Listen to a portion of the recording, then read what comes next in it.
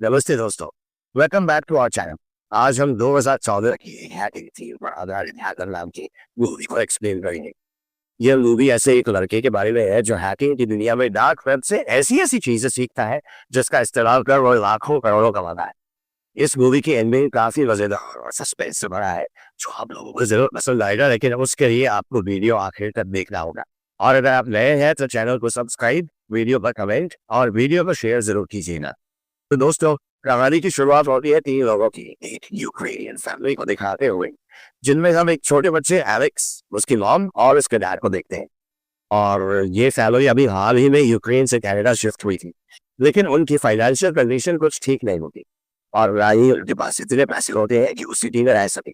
इसलिए ये लोग ओंटारियो चले जाते हैं जहाँ इन्हें घर तो मिल जाता है, पर इस घर का लोन चुकाना एलेक्स के पेरेंट्स के लिए काफी मुश्किल साबित होता है। जबकि एलेक्स जो यूक्रेन में अपने दोस्तों के साथ खूब एंजॉय करता था, वो ऑल डेली हारने के बाद काफी अकेला महसूस करता है। इसलिए वो अपना ज्यादातर वक्त अपने लॉन के कंप्यूटर में गेम खेलकर बिताता है और अनजान लोगों से इंटरनेट पर बातचीत करने लगता है। उसका पूरा दिन अब इसी तरह गुजरता था और कुछ वक्त बाद हम देखते हैं कि छोटा सा एलेक्स अब थोड़ा बड़ा हो चुका है, जो स्टीव जॉब्स और बिल गेट्स की तरह बनना चाहता था। इधर उसकी मॉम को अब बैंक में जॉब मिल गई थी, लेकिन इस जॉब से जितने भी पैसे आते थे वो घर के लोन को चुकाने में खर्च हो जाती थी। सर, अब एलेक्स भी अपने घर की हालातों से अच्छी तरह वाकिफ था, इसलिए वो स्कूल की फीस भरने के लिए अब इंटरनेट पर कुछ ऐसी साइट्स के बारे में सर्च करता है जिनसे पैसे कमाए जा सके। कुछ देर तक सर्च करने के बाद उसे कुछ ऐसे ऑनलाइन साइट्स मिल जाती है जिन पर काम करके वो पैसे कमा सकता है। अब कुछ दिन बाद वो ऑनलाइन साइट्स में काम करके एलेक्स अपनी जिंदगी में पहली बार $140 कमाता है, जिसे देख वो काफी खुश होता है। इन पैसों के बारे में उसके मोहल्ले को पता न चल जाए, इसलिए वो उन्हें एक बॉक्स में छुपा देता है और ज्यादा पैसे कमाने के लिए लगातार ऑनलाइन साइट्स का सहारा लेने लगता है। इसी तरह वक्त बीतता है और अब एलेक्स कंप्यूटर के मामले में बहुत ज्यादा होशियार बन चुका था, लेकिन एक चीज जो अब भी नहीं बदली थी वो था उसके पेरेंट्स का रवैया। वो दोनों आज भी बात बात पर उसी तरह रहते हैं जिससे पहले रहती थी। हालांकि एलेक्स को ये सब बिल्कुल अच्छा नहीं लगता था, पर वो फिर भी अपने पेरेंट्स से कुछ नहीं कहता। इसी दौरान एक दिन जब वो शाहरुख को अपने घर आता है तो देखता है कि उसकी मॉम बहुत ज्यादा परेशान है और वो लगातार रो रही है। ये देख एलेक्स उनके पास जाकर उनसे रोने की वजह पूछता है। तब वो उसे बताती है कि उन्हें जॉब से निकाल दिया गया है और अगर उन्होंने घर का लोन पे नहीं किया तो उन्हें घर से भी निकाल दिया जाएगा। वो ये सुनते ही अपने कमरे में जाता है और जितने भी पैसे उसने ऑनलाइन साइट से कमाए थे उन्हें अपनी मॉम के हवाले कर देता है। इतने सारे पैसे देख एलेक्स की मॉम हैरान रह जाती है और वो उससे पूछती है कि क्या ये पैसे तुमने चोरी किए हैं। इस पर वो जवाब देते हुए कहता है कि ये पैसे मैंने अपने कॉलेज की फीस के लिए जमा किए थे, लेकिन अब इनकी जरूरत आपको ज्यादा है। मैं दोबारा कुछ न कुछ करके पैसों का इंतजाम कर लूंगा। इतना कहने के बाद वो उन्हें गले लगाता है और यहाँ से अपने रूम में चला जाता है, जिसके बाद अब एलेक्स को काफी मायूस देखते हैं। उसने भले ही अपनी लॉन की परेशानी को दूर करने के लिए उन्हें अपनी सारी सेविंग्स दे दी थी, लेकिन वो कहीं ना कहीं ये बात सोचकर काफी परेशान था कि वो लोग पैसे जमा कैसे करेगा। तभी उसकी नजर अपने कंप्यूटर पर पड़ती है और वो जल्दी से उस पर डार्क वेब के बारे में सर्च करता है। दरअसल डार्क वेब एक ऑनलाइन क्रिमिनल ऑर्गेनाइजेशन है जो गवर्नमेंट और बैंक्स जैसी बड़े बड़े इंस्टीट्यूशंस के वेबसाइट को हैक करता है। दूसरे लफ्जों में कहें तो डार्क वेब इंटरनेट की एक ऐसी दुनिया है जहाँ सारे डॉट काम होते हैं, यहाँ कोई भी किसी को ट्रेस नहीं कर सकता। इसलिए अब एलेक्स पैसे कमाने की चाहत में डार्क वेब पर अपना अकाउंट बनाने का फैसला करता है और जब ग्रुप में ज्वाइन होने की कोशिश करता है तो पहले उसे एक इलीगल काम करने के लिए कहा जाता है, जिसमें एलेक्स को किसी की क्रेडिट कार्ड का नंबर चुराना था। अब ये सुनते ही एलेक्स के जहन में जेरी का ख्याल आता है, जो कि उसी के कॉलेज में पढ़ता है और बहुत ही ज्यादा एरोगेंट और हर किसी को बुली करता है। इसलिए एलेक्स अपना पहला विक्टिम जेरी को ही बनाने का फैसला करता है।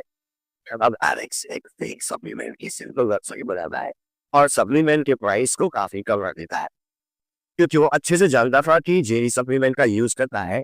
इधर जब जेरी इस वेबसाइट पर इतने सस्ते दामों में सप्लीमेंट को देखता है तो वो अपने पिता के क्रेडिट कार्ड से उन्हें फौरन खरीद देता है, जिसके बाद एलेक्स उस क्रेडिट कार्ड की डिटेल्स डार्क वेब के एक मेंबर के साथ शेयर कर देता है, जिस वजह से उसका रैंक स्टेटस थोड़ा ऊपर आ जाता है और उसे एक सोल्जर का दर्जा दे दिया जाता है, यानी वो अब डार्क वेब पर मौजूद कुछ चीजों का इस्तेमाल कर सकता है।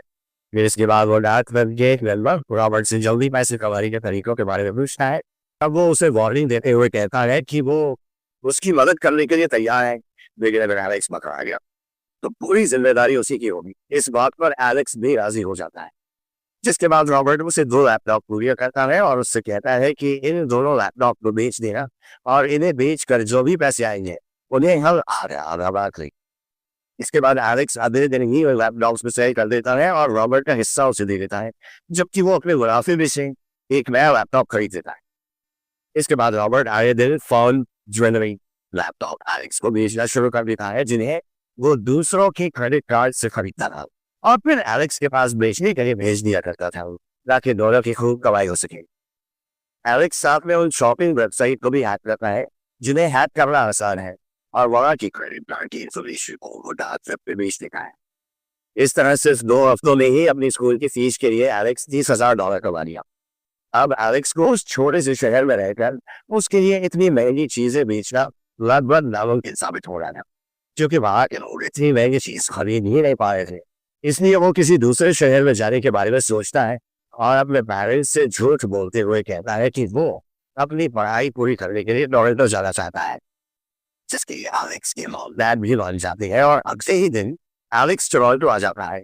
वहाँ पर एलेक्स फेक क्रेडिट कार्ड से खरीदी हुई रोलेक्स वॉचेस एक दुकान पे बेचने की कोशिश करता है, लेकिन कोई भी दुकानदार खरीदने के लिए तैयार नहीं होता। पर एक बंदा उसके पीछे आता है जो उस दुकान में एलेक्स को देख रहा था। एलेक्स और भी दुकानों में बेचने की कोशिश करता है, पर वो बेच नहीं पाता।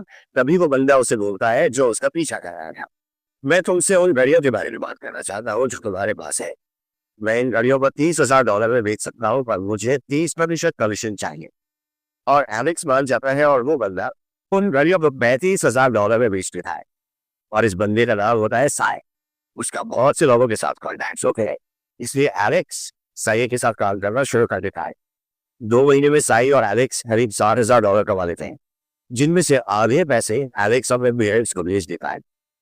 लेकिन कुछ टाइम बाद ही एलेक्स को इस बात का एहसास हो जाता है कि वो ये छोटे मोटे काम करके जल्दी पैसे नहीं बना सकता है, इसलिए वो अब कुछ नया और बड़ा करने के बारे में सोचता है और साई से कहता है कि अगर हम किसी तरह करप्ट बैंकर्स की क्रेडिट कार्ड की डिटेल्स को हासिल कर रहे हैं हम बहुत सारे पैसे कमा सकते हैं। इस पर साई उसे बताता है कि उनके वॉलेट हाईली प्रोटेक्टेड है, लेकिन हम ऐसे लोगों के जरिए उन तक पहुंच सकते हैं जो उन्हें रोज अपनी सर्विस देते हैं। इसके बाद सही अपने सभी दोस्तों से बात करता है, जिनमें कोई वेटर, कोई बार्बर, तो कोई मसाजर था। और ये लोग साई को उन बैंकर्स के क्रेडिट कार्ड की डिटेल्स दे देते हैं जो गलत तरीके से पैसे कमाते थे। जैसे ही एलेक्स के पास कार्ड की डिटेल्स आती है, वो उसका इस्तेमाल कर खुद तो पैसे कमाता ही है, साथ ही साई को भी उसका हिस्सा दे देता है। इसी दौरान साई के एक दोस्त उसे एक बहुत बड़े बिजनेसमैन का इन्फिनिटी कार्ड भी देती है, जिसे देख एलेक्स कहता है कि हम इस कार्ड से पैसे नहीं निकाल सकते क्योंकि ये बहुत ही खतरनाक हो सकता है। लेकिन साई उसे बताता है कि इस आदमी के पास इतने पैसे हैं कि अगर हम उसके अकाउंट से $30,000 भी चुरा लें तो उसे कोई फर्क नहीं पड़ेगा और हम सिर्फ एक बार ही इस कार्ड का यूज करेंगे। ये सुन एलेक्स भी उसकी बात मान जाता है और एटीएम मशीन से $30,000 निकाल लेता है। अब एक दिन एलेक्स डार्क वेब पर बैंक की लिस्ट देख रहा होता है जिनकी सिस्टम में कमियां हैं और उसमें उस बैंक का भी नाम होता है जिसने उसकी मॉम को जॉब से निकाला था और जगह पे उनके घर का लोन चल रहा था। एलेक्स उस बैंक से हमेशा से बदला लेना चाहता था। वो साई से हेल्प मांगता है उस बैंक के सिस्टम को खराब करने के लिए कुछ ऐसा जिससे उनका सिस्टम हफ्तों में बन जाए। साई पूछता है पर इससे हम पैसे कैसे कमाएंगे? तब एलेक्स कहता है अगर बात पैसे की नहीं होती ये काम खराब होता है। वो बैंक में एक कस्टमर बनकर जाता है और फिर बैंक का होल्डर नीचे गिरा देता है ताकि वो यूएसबी ड्राइव सीपीयू में लगा सके। वो एम्प्लॉय एलेक्स का अकाउंट बना ही रही होती है, उसके सिस्टम पर Windows popup bar bar open and close होने लगी। एलेक्स के पेन ड्राइव की है। एलेक्स उस एम्प्लॉय को कहता है कि वैसे भी लंच टाइम होने वाला है तो मैं अभी जाता हूँ और थोड़ी देर के बाद वापस आऊंगा।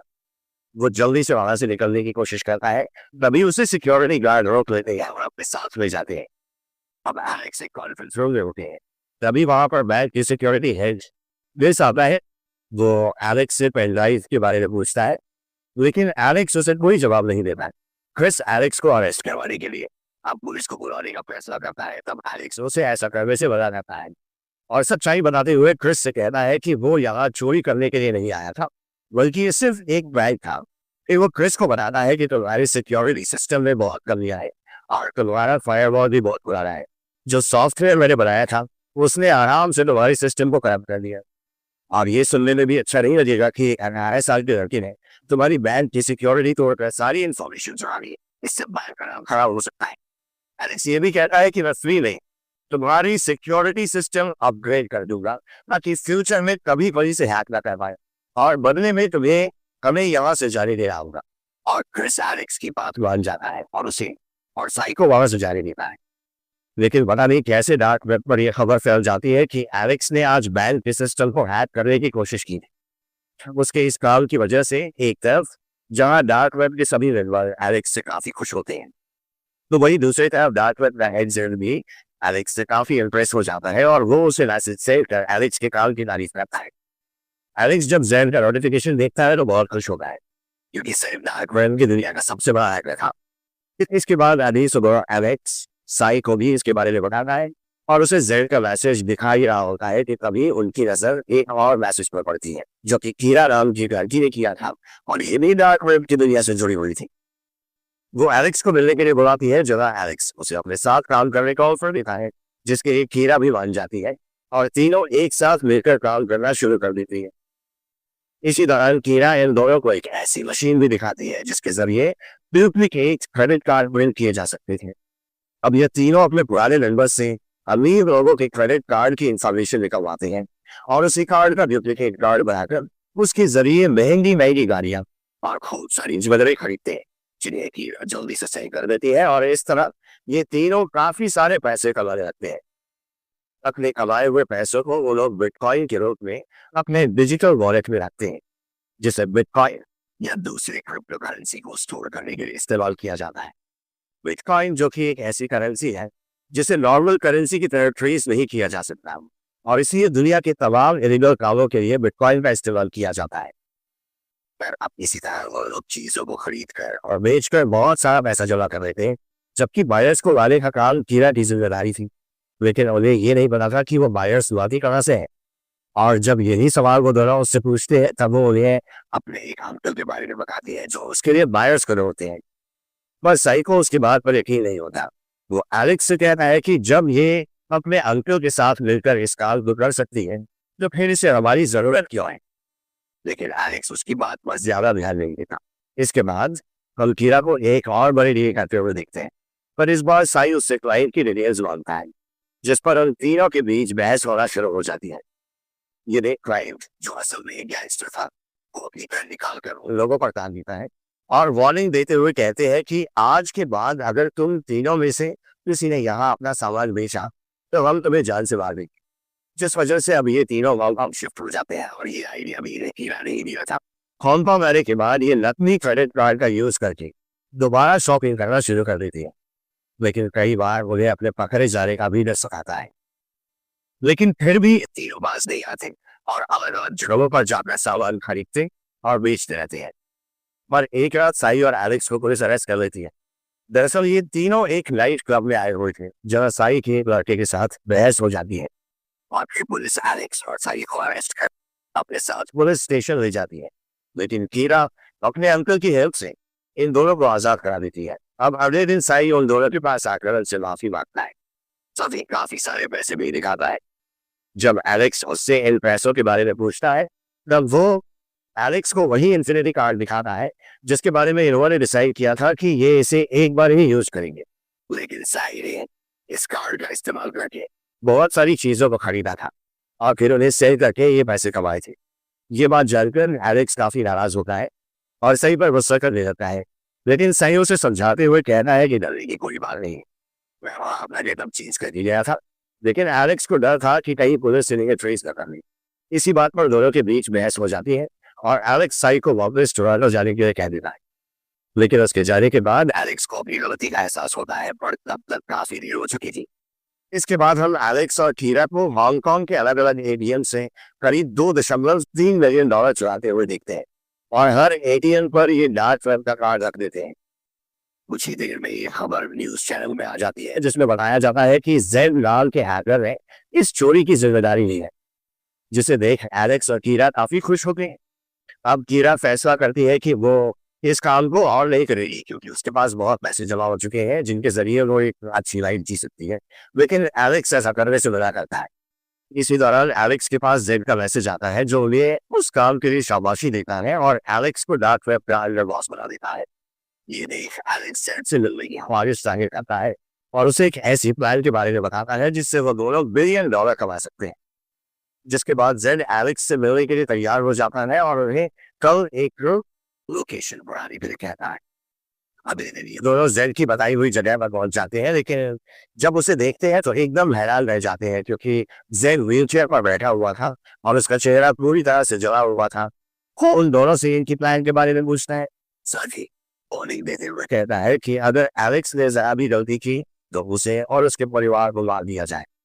जिसके बाद एलेक्स उसे अपना प्लान बताकर हीरा को लेकर वहां से निकल जाता है। इसी दौरान उसके पास साई का कॉल आता है जो उससे माफी मांगते हुए कहता है कि मैं हांगकांग वापस आ चुका हूँ और होटल के रूम में तुम्हारा इंतजार कर रहा हूँ। ये सुन एलेक्स भी उससे मिलने के लिए राजी हो जाता है, लेकिन जब वो होटल में पहुंचता है तो यहाँ उसे साई की लाश मिलती है। जिसे देख वो समझ जाता है कि ये कार्ड उसी बिजनेसमैन का है जिसके इन्फिनिटी कार्ड को साई ने यूज किया था। हालांकि पहली ट्रांजैक्शन के वक्त उसे कुछ पता नहीं लगा था, लेकिन जब साई ने दूसरा ट्रांजैक्शन किया तो उसने साई को ट्रेस कर लिया और उसे मरवा दिया। हालांकि उसकी मौत से एलेक्स को काफी दुख होता है, लेकिन वो अब भी जेड के साथ अपने प्लान को अंजाम देना चाहता था। इधर हम जेड को देखते हैं जो अपनी स्क्रीन पर शेयर मार्केट के हाल को देख रहा था। वो अपने ब्रोकर को स्टॉक्स पर शॉर्ट पोजीशन बनाने के लिए कहता है, वो भी 100% लेवरेज के साथ। तब उसका ब्रोकर उसे कहता है अगर हम 100% लेवरेज के साथ स्टॉक्स को शॉर्ट करते हैं तो मार्केट में क्रैश होना जरूरी है, नहीं तो हम बर्बाद हो जाएंगे। तब जेड उसे बोलता है जैसा तुम्हें कहा गया है वैसा करो। दोस्तों, स्टॉक मार्केट में लेवरेज का मतलब है जहां भी आपका ट्रेडिंग अकाउंट है वो ब्रोकर से आप पैसा उधार ले सकते हो। मतलब अगर आप 1,000 रुपए इन्वेस्ट करते हैं और आपके पास 20 बिना लेवरेज है, यानी आपके लगाए हुए पैसों पर आपका ब्रोकर 20% उधार देता है, तो आप 20,000 रुपए के साथ ट्रेडिंग कर सकते हैं। और मान लीजिए अगर बाजार आपके लिए 6% चला जाता है तो आपकी पोजीशन 1,200 6% इंटू 20,000 रुपए कम हो जाती है, क्योंकि आपका शुरुआती निवेश 1,000 रुपए था। इसलिए न सिर्फ आप अपना सारा पैसा कमा देंगे, बल्कि आपका 200 रुपए का कर्ज भी हो जाता है। और ठीक इसका उल्टा अगर मार्केट आपके हिसाब से चला जाता है तो ठीक उसी हिसाब से आपको प्रॉफिट भी होगा। यही बात वो ब्रोकर जेड को समझाता है। खैर, अब एलेक्स जीरा और उनके साथ वाले लोग फेडरल रिजर्व बैंक के चेयरमैन की लोकेशन को मॉनिटर कर रहे होते हैं। तभी चेयरमैन को कोई गोली मार देता है और उसी वक्त एलेक्स जीरा और उनके साथ वाले लोग सभी जगह न्यूज फैला देते हैं कि फेडरल रिजर्व का चेयरमैन मारा गया। थोड़ी देर में ये न्यूज सब जगह फैल जाती है और स्टॉक मार्केट में पैनिक का माहौल क्रिएट हो जाता है। ये देख बड़े बड़े इन्वेस्टर्स अपना सारा पैसा स्टॉक मार्केट से निकालने लगते हैं, जिससे मार्केट क्रैश हो जाता है, जिस वजह से जेड को बिलियन डॉलर का मुनाफा होता है। वहीं दूसरी ओर रियल चेयरमैन को देखते हैं जो कि असल में जंगल में शिकार कर रहा था कि तभी उन्हें फोन पर बताया जाता है कि आपकी मौत की झूठी खबर पूरी दुनिया में फैल चुकी है। ये सुन चेयरमैन को कुछ भी समझ नहीं आता। दरअसल जिस चेयरमैन को गोली मारी थी वो एक बहरूपिया था जिसे चेयरमैन का गेटअप दे दिया गया था, और ये पूरा प्लान एलेक्स का था ताकि उसकी मौत की खबर से मार्केट क्रैश हो जाए और ये लोग करोड़ों रुपए कमा सके। अब अपने प्लान को अंजाम देने के बाद एलेक्स और कीरा वहां से निकलने लगते हैं, लेकिन तभी उनके पास दो आदमी आते हैं जो इन दोनों को बेहोश कर अपने साथ ले जाते हैं। और जब एलेक्स को होश आता है तो वो सबसे पहले कीरा के बारे में पूछता है, लेकिन उसे कोई जवाब नहीं मिलता। इसी दौरान एक आदमी के पास किसी का फोन आता है जो उसे एलेक्स को छोड़ने के लिए कहता है। ये सुनते ही वो एलेक्स को बेहोशी का इंजेक्शन लगाकर वहां से चले जाते हैं। और जब एलेक्स की आंख खुलती है तो याद तो कीरा होती है और ना ही उसका सामान। ये देख वो बहुत ज्यादा परेशान हो जाता है और कीरा की तलाश में बैलकॉक जाने का फैसला करता है, क्योंकि वो हमेशा से वही जाना चाहती थी। एलेक्स और कीरा को काफी तलाश करता है, साथ ही उसकी पसंदीदा लोकेशन पर भी जाता है इस उम्मीद में कि शायद वो कहीं मिल जाए, लेकिन ऐसा नहीं होता। तो खाकर एलेक्स अब साइबर कैफे पहुंच जाता है जहां वो डार्क वेब की वेबसाइट को ओपन करने की कोशिश करता है, लेकिन वो ब्लॉक हो चुकी थी और जेड को भी पुलिस ने अरेस्ट कर लिया। साथ ही न्यूज में कीरा के मरने की खबर दिखाई जाती है। एलेक्स को समझ नहीं आता कि आखिर ये सब हुआ कैसे। उसे लगता है कि कीरा की वेबसाइट पर जरूर कुछ क्लू मिल सकता है। इसलिए वो जैसे ही पेज को ओपन करता है, उसी वक्त साइबर कैफे का मालिक फेक क्रेडिट कार्ड यूज करने की जुर्म में एलेक्स को पुलिस के हवाले कर देती है, जहां वो करीब 2 साल तक रहता है। और 2 साल बाद जब बाहर आता है तो कीरा उससे मिलने के लिए आती है। और यहाँ पर आती है कहानी में ट्विस्ट। अब कीरा एलेक्स को पूरी कहानी समझाते हुए अपने अंकल के बारे में बताती है, और हम उसके अंकल को देखते हैं जो कोई और नहीं बल्कि क्रिस था, जिसने एलेक्स से बैंक बर्बाद की थी। कीरा पहले से ही जेल में सजा काट रही थी और क्रिस उसके पास आकर उसे ऑफर देता है, अगर वो उसके साथ काम करेगी तो उसमें लगे सारे चार्जेस हट जाएंगे, जिसके जब वो मान जाती है। फिर क्रिस पूरा सेटअप तैयार करता है ताकि कीरा एलेक्स से मिल सके। सारे बायर्स पैसे सब क्रिस का सेटअप होता है ताकि एलेक्स और साई को कीरा पे विश्वास हो। और क्रिस के कहने पर ही कीरा एलेक्स को हॉल लेकर आती है और एटीएम वाला स्कैन करती है ताकि वो लोग जेड की नजरों में आए, क्योंकि क्रिस को पता था कि जेड भी हॉल में है और वो एफबीआई के साथ मिलकर जेड को अरेस्ट करना चाहता था। क्रिस को कोई प्रूफ चाहिए था जिसे वो जेड से कनेक्ट करके उसे पकड़ सके, क्योंकि जेड स्टॉक मार्केट को क्रैश करने के लिए उस पर पैसे बनाए थे। इसलिए वो लोग मार्केट क्रैश का जिम्मेदार जेड को ठहराते हुए उसे अरेस्ट कर लेता है। कीरा एलेक्स से प्यार करने लगी थी, इसलिए कीरा ने क्रिस से कहा था कि एलेक्स को कुछ नहीं होना चाहिए, और क्रिस भी मान जाता है। अब एलेक्स कीरा से कहता है कि तुमने मुझसे झूठ क्यों बोला। इस पर वो उसे बताती है कि उसने कई बार एलेक्स को सच बताने की कोशिश की, लेकिन बता नहीं पाई। अब वो एलेक्स से उसे उसका असली पासपोर्ट देकर मेरे साथ चलने के लिए कहती है, और फिर दोनों वहां से एक साथ चले जाते हैं। और इसी के साथ हमारी आज की मूवी यहीं पर समाप्त होती है।